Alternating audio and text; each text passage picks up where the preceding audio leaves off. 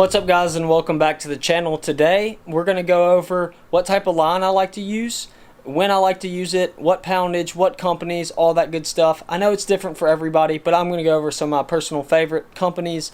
Not to say the other ones aren't good, but it's mostly about when I use what type of line. So this request came from Bobby P on Instagram.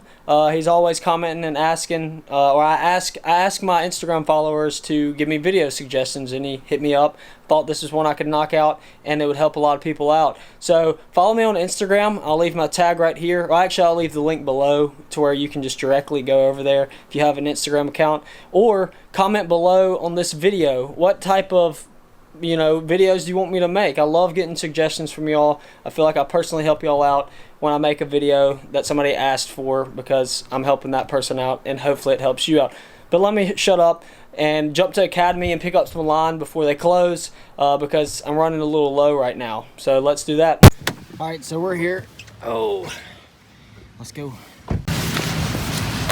Alright, so it's super awkward filming in stores, for me at least, but we're here. Look at all this choices. I know how it could be confusing. Look at this. There's a ton. And so I'm not going to do the review in here, obviously, but I'll go over real quick what brands I like. I like Power Pro Braid and Spider Wire. Kind of mixed between those two. Only going to go with Cigar Fluorocarbon. And for Monofilament, don't really fish it much, but we're going to review it anyways. And so I'm just going to grab a few of them and then take them home and do the review there.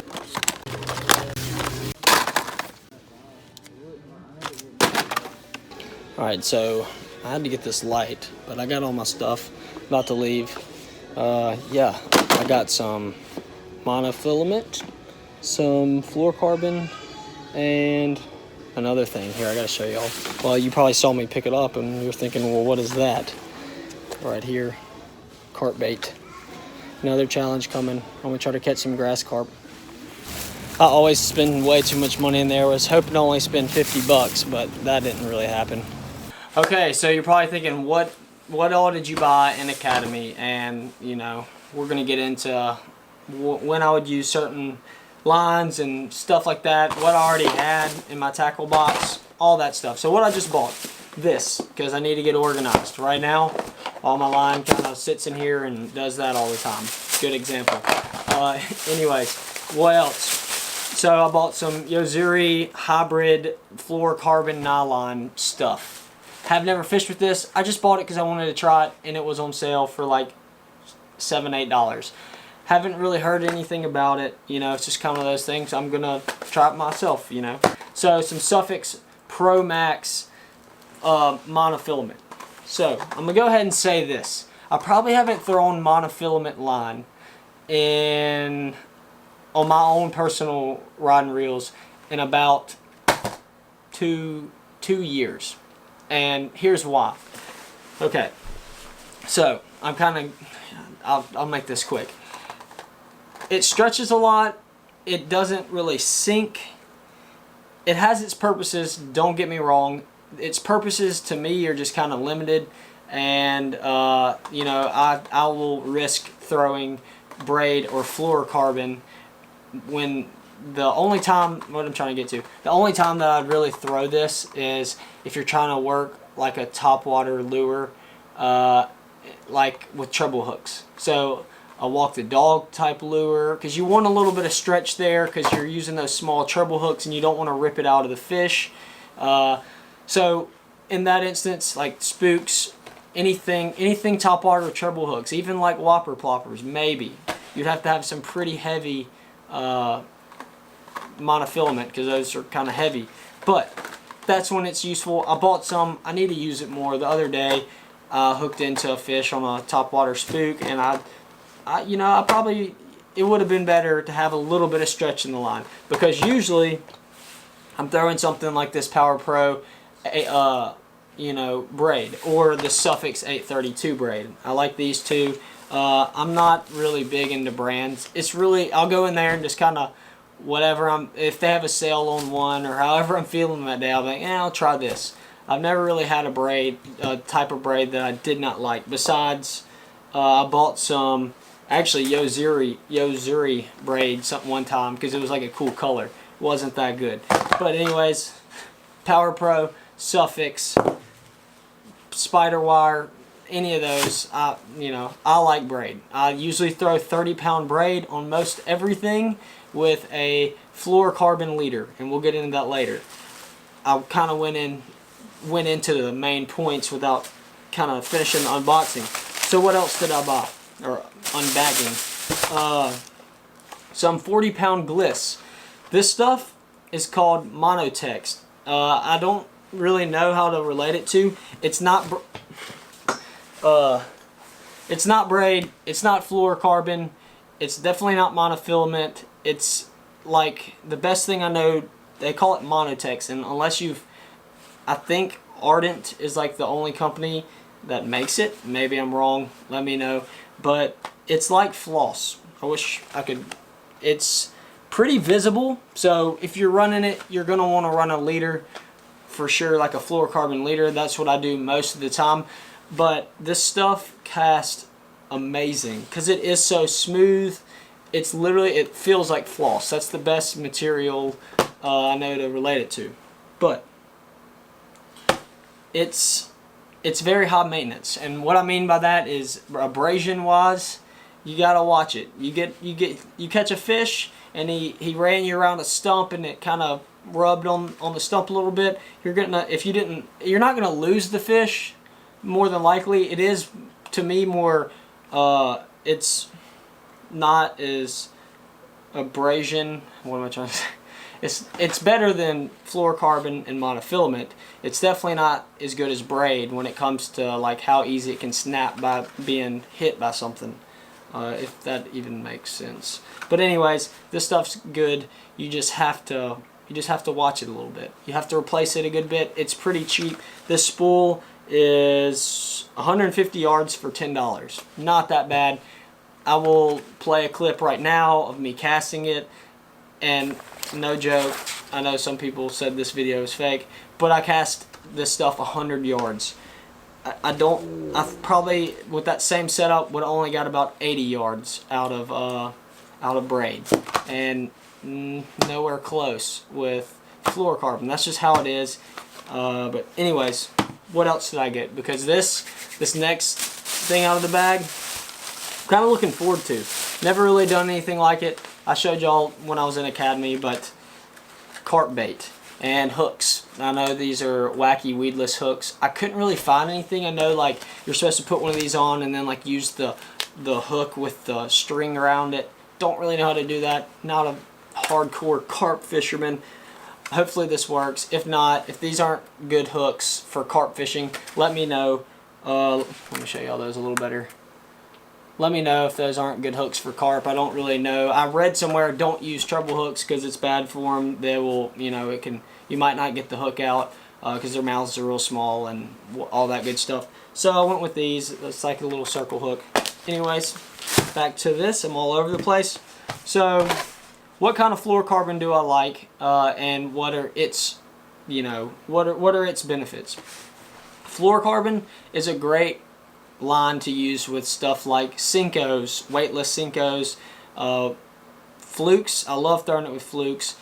Anything that's kind of weightless, and the reason being is because the line sinks. The line physically sinks. Therefore, you can use a weightless bait and it'll sink that bait pretty quick compared to Braid where it floats. But yeah, I bought some of this mainly to see if it was worth it. I did a video on that. If I remember, I'll link it below if y'all want to watch it. But this is Tatsu by Seagar. It's some great stuff, but it has a pretty hefty price tag. I think I paid I got this on sale for like $42 for a spool of line. I know that sounds crazy, and it's only 200 yards. It's not like this is some big spool. 200 yards of line, $50 usually. So, you know, come to your own conclusion, but kind of the benefits of this versus regular fluorocarbon. So here's another fluorocarbon that I use for leader material. Differences. This is 12-pound fluorocarbon. It's this expensive Tatsu. It's got a super small diameter and it casts really good. It's softer it's not worth the money. I will say that. Probably won't buy another spool of it, but I did just to see how good is it. This Sunline fluorocarbon, it's a lot cheaper. It only costs like, I think, $10 for this spool. It's 20-pound fluorocarbon, and I use it as leader material. And I'll get into why I use, I'll get into some of the combos later. But next, I want to jump over to Braid. Where's my Braid? Use this. The Suffix 832 is some pretty high quality braid. It's, most of braid or fishing line in general, most of the time the price does reflect its performance and its quality, most of the time. But where braid comes in handy over these other lines, when I frog fish or do anything topwater fishing, mostly because, like I said, if you were gonna throw a treble hook topwater bait, you might want to go with monofilament. But most of the time, I don't take the time to set up a whole combo just for that specific type of fishing. That's really one of the only things I could think of where I would personally use mono. I don't like the stretch of it. Said that already. But braid, no stretch. You can feel everything down the line. Like you have a fluke on, which I usually use a leader, and I'll get into that later. You feel every little tap. You can actually physically see the tap, and I'll show a clip maybe that you can, to me personally in the video, I could see the line twitch, and I didn't even have to feel that fish. I saw the line twitch, knew it was a fish, and just set the hook. There he was, caught my PB. That's a pretty good cool fish. stuff, and I think the video shows that pretty cool because the line was floating compared to, fluorocarbon where the line sinks. It's kind of a good indicator sometimes. Anyways, another thing that is good about this stuff is if a fish runs you around a stump, this stuff is going to saw through the stump rather than where one of your other lines might just nick and break. This stuff is awesome for fishing heavy vegetation. You're gonna notice that if you fish a topwater frog with monofilament and you cast into some lily pads and a bass pulls your frog underwater, you set the hook, and then you're pretty much screwed because there's so much stretch in that line, so you can't really get them out of the pads. Monofilament's not going to cut through the pads, whereas braid, it has some texture. It's mostly, this is like a 8 braided fibers, whatever, blah blah blah. It will actually physically cut through lily pads. That's a big benefit when you're fishing heavy cover, along with that it has no stretch, and you're going to be able to control that fish out of that heavy cover a lot better. And I'm going to bring this up because braid is mostly what I use as my main line. I was fishing this fluorocarbon as a main line, and this is heavy fluorocarbon, but sometimes if I'm fishing heavy cover and you're flipping and stuff like that and real heavy cover, I'm going to go with a thicker fluorocarbon just because for the reassurance that it doesn't get nicked and break. But at the same time, I made a really long cast out into the water, and I hooked into a fish. Well, he ran me around a stump, and I guarantee you if I would have had braid on, I could have I was obviously trying to keep the fish away from the stump, but with this fluorocarbon, there was just so much stretch that he wrapped me around the stump. Now luckily it didn't snap, and we kind of went over there and I got him off. But so you'll see that I kind of got lucky, and I didn't lose that fish. But I'm not saying that if I had braid I could have kept that fish away from the stump, but more than likely I would have had better control of that fish due to no stretch. So let me break down some generic rigs real quick that I would say that you want to fish certain lines with. If I'm going to fish a Texas rig worm, because I know that's a real popular bait, I'm going to fish fluorocarbon. 99% of the time I'm going to have a rig that has fluorocarbon on it, and that's what I'm going to fish for Texas rig worm. Why? It's a slow moving bait. I want that bait to get down fast, the line sinks. A lot of the times, people say that braid will actually, you can fish can see it if it's a clear water situation. So that's one thing. Some people don't really get into all that. Depends on how clear your water is and just kind of your preference on that. But where I'm going to fish braid mostly, lures like topwater frogs, because I really want a good hook set with no stretch. Definitely flipping and pitching jigs into heavy cover. And I'm about to go over, and when do I fish monofilament? Usually never, but you definitely can using topwater treble hooks, things like that. You can really use any of these in any situation, but there's obviously pros and cons in certain instances. But this is usually what I do, and it's a nice hybrid combination. And this is what I usually have tied on 80% of my combos. I made it seem like I have a lot of combos. This is what I usually throw on most of my combos. I tie on the Suffix 832 main line. Oh, this is Power Pro. Suffix, wherever it went. The Suffix 832 braid.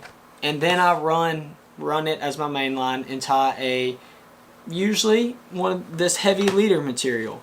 About 6 to 10 feet, depending on, whatever, it doesn't matter. The longer you go, the less you have to actually replace that leader material, because you're going to be cutting and retying on that leader material, and it will run out fairly quickly. Some people, only run 3 or 4 feet of it. I use an Albright knot. I'm not going to represent that in the video or show you how to tie that, but you can look it up on YouTube. That's how I learned. There's plenty of videos about it. But the Albright knot is a great line-to-line knot, and it definitely is the only one I've ever thrown. The reason I like it is because it's so small and slim that even with some of my, well, I will note this. If you fish micro guide rods, you might want to shy away from a line-to-line knot, because it's easy for that to kind of get hung up going through those guides. But most of the time it works fine. I run it through my micro guides and it's usually okay. You'll get some resistance sometimes and it's kind of a little wonky, but most of the time run the line-to-line knot and you're good.